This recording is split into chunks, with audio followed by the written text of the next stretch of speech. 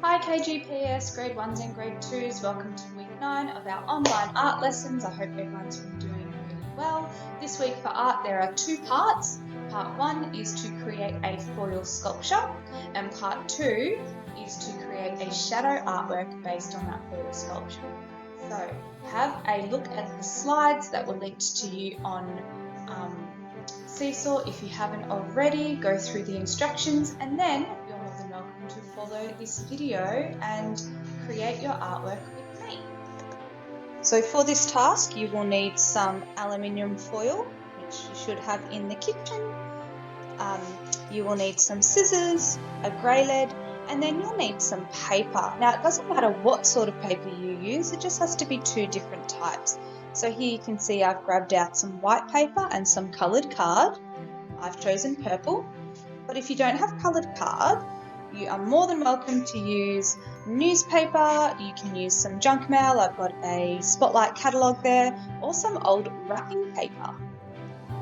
Now the very first step to do is to get out some aluminium foil, and we are going to start forming our sculpture using the aluminium foil. So I'm going to start off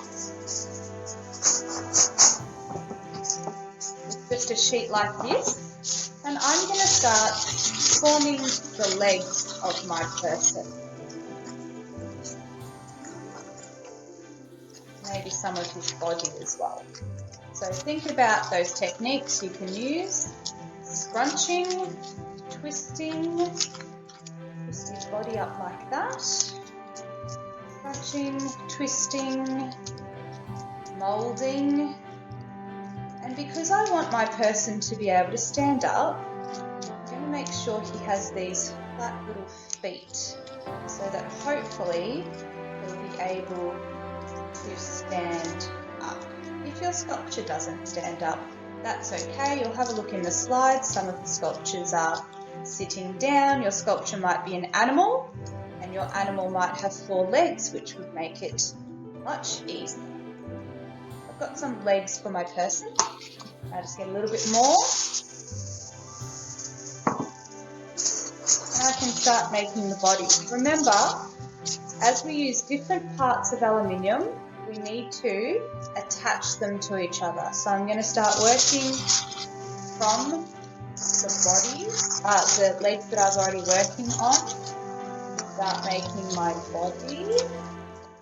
And I grabbed quite a lot of aluminium foil just so I can even start creating one arm. And I want his arm to be a bit skinnier, so I need to really squish it. Alright, there we go. There's one arm. Need a little bit more foil. I can start the edge around there, and I can start creating his arm. You need to tear some of the foil. Okay, the good thing about foil is it tears easily.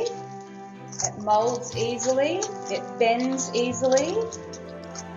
Once it's torn or moulded or scrunched up, it's quite difficult to then unscrunch, unbend or unmould.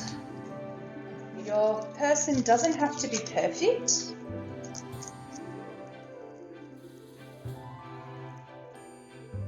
There I've got my person. I'll see if I can get him to stand up. I don't think I will be able to, but that's okay. Maybe I'll work on him a bit more and give him some flatter feet with my foil. Right, I've managed to get my little man standing up a bit more. Now, it's time for us to do step number 2, which is creating our shadow outline. Now, there's a few different things you can do to create your shadow outline. If it is a very sunny day, a nice sunny day, you should be able to place your figure, your sculpture, your character, whatever it is, on a piece of paper, and the light from the sun, if it is a sunny day, will cast a shadow on the paper which you can then outline. Now, today it is not a very bright day. And I've got sun coming in from different windows, but it's not bright sun. So I have grabbed my helpful lamp. Okay, I'll switch that on, and you'll notice that the lamp helps me see the shadow. I can see the shadow, but I can only really see the legs.